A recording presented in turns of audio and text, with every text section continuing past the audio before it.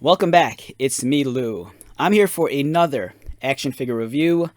Today we are featuring from McFarlane Toys the DC Multiverse Batman action figure. But this is not your ordinary Batman action figure. This design was actually created by comic book artist and also the owner of McFarlane Toys, Todd McFarlane. So Todd McFarlane actually has a history with the Batman character. In addition to providing covers for DC Comics with Batman, he actually worked on the miniseries Batman Year 2 way back, I believe, in the either mid 80s or late 80s. Visually, it was kind of a precursor to his Spawn comic book, which was produced much later in the early 90s when him and the other Marvel artists left Marvel and created Image comic books. The design of this character is actually really cool. It's a much more grizzled, aged version of Batman, as you can see right here. He has a number of lines and wrinkles on his face. So this is definitely a much older version of crime fighter Bruce Wayne. Now this figure in particular is actually the second release of this Todd McFarlane designed Batman. It belongs to the Gold Label line. The first release of the figure was gray and blue, whereas this one, it's gray and kind of like a very dark, cool colored gray for the cowl and the cape and the body armor. I bought this figure loose, so it was actually missing one of the accessories. So this figure comes with two short swords, which we have right here. And the accessory that it's missing is a pair of goggles. The previous owner happened to include this Batarang with the figure, but this Batarang actually belongs to the first release of this guy.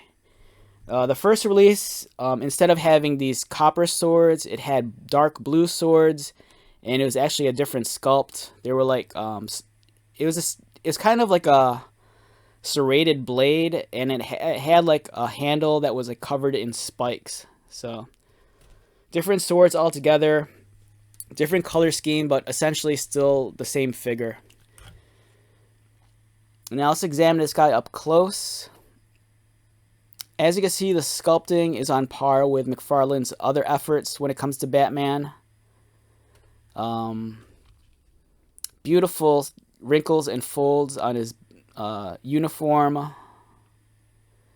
And like I pointed out earlier, his face is very grizzled. It's very worn down. It's a much more aged version of Bruce Wayne. You can see the wrinkles along his cheeks. Even his eyes, around the brow. It just kind of looks like a very tired Batman. He's been in the game too long. His utility belt is very overkill. Batman's always been known to have like a lot of pouches on his utility belt, but this one's even more so. He has like 2 layers of pouches. He has throwing blades. There's the bat emblem, more daggers.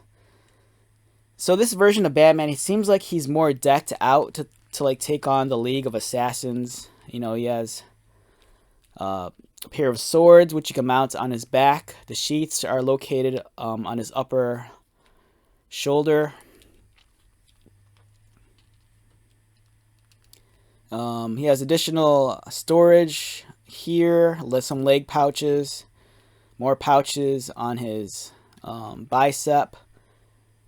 His gauntlets are, in addition to having the 3 fins like Batman always has, it's actually spiked on the top of the surface also. And these are kind of really pointy, believe it or not. They're kind of like a somewhat hard plastic, and they're kind of sharp. So just a word of caution, if you're trying to articulate this guy, you might poke your fingers. So great detail on his leggings. There's a nice micro texture on the inside of his thigh. More wrinkles and folds around the knee area. Beautifully designed boots. They kind of have like a carbon texture at the front of the shin guard and armor plating on the sides. Ankle protection, and here at the bottom of the boots. Surprisingly, as armored as the boots are, it has a very thin sole, which is, kind of weird. You'd expect a character this decked out to have, slightly heavier combat boots. The cape is a really cool design. It has the pointed shoulders, which kind of evokes Todd McFarlane's Spawn character. Spawn traditionally has like the pointed shoulders for his cape. It's also a detail reminiscent of artist Norm Breakfoyle's Batman. Unlike Spawn, Batman has a much shorter cape than usual. It's a neutral posed cape, so it kind of just flows down as opposed to like flowing in the wind. The outer edges of the cape kind of cave inward, and as you can see, it's kind of pointed, much like Batman's cape is. In terms of the articulation, this guy's head rotates left and right. It looks down about that much, which is pretty decent.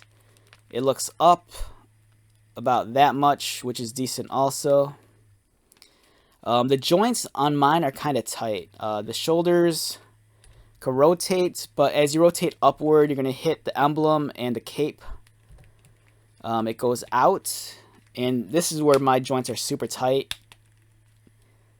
He has a cut at the bicep, so he has bicep swivel, double pinned elbows. Let's get that into focus. It does not want to focus, so he has double pinned elbows, the standard wrist articulation that you expect from the McFarlane figures. It's kind of like a ball joint. It's kind of reminiscent of the old Revoltech action figures. He has a cut beneath the breast line right there, so it allows for him to rotate. Does not want to arch forward. Arching back is very limited also. He does have a waist swivel, much like most action figures in the McFarlane line.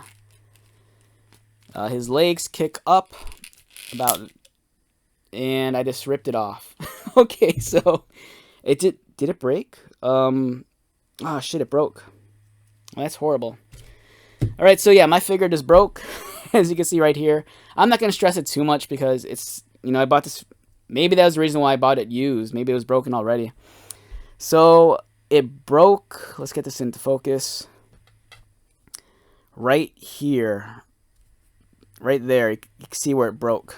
I could reassemble it, but I'm not too bothered by that, just because, like I mentioned, I bought this figure used, so chances are it might have been broken beforehand. Somewhat disappointing, but it's not the end of the world. I can still attach the leg. I just can't articulate. This one broke too. No way. Is this one broken also? Yeah, this one's broken also. Okay, so all right. So I'm guessing the reason why the previous owner, departed with this figure is because they broke it. I bought this figure loose at one of my favorite local collectible toy stores, and I doubt they knew it was broken also. So yeah, very surprising. But it's still displayable, the legs still attach. I just can't rotate them. I do have extra pieces in my parts bin, so if I really wanted to, I could easily just swap that out. But for the most part, yeah, it's kind of disappointing. But I'm not gonna let it faze me. I do have this figure mint on card, I believe, somewhere in my house, I think. All right, so the knees are they're double jointed also. I'm afraid to move them because chances are these might be broken also. Who knows? But yeah, it's a great figure overall, despite, the flaws in my copy of the toy. It's really well executed. The detail is amazing, as is the sculpting. It's a very different version of Batman. Even though it retains the iconic color scheme, it's very stylized. Like I mentioned at the beginning of the video, this feels like a Batman that's kind of like geared up to take on the League of Assassins. It's a much older version of Batman.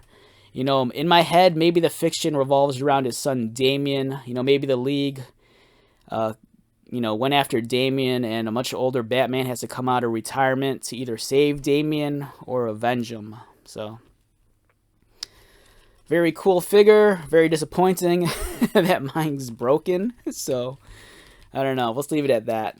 So let's wrap this video up. Once again, my name is Lou. If you are new to my channel, welcome. If you are a returning viewer or subscriber, thank you so much for your continued support. I greatly appreciate it.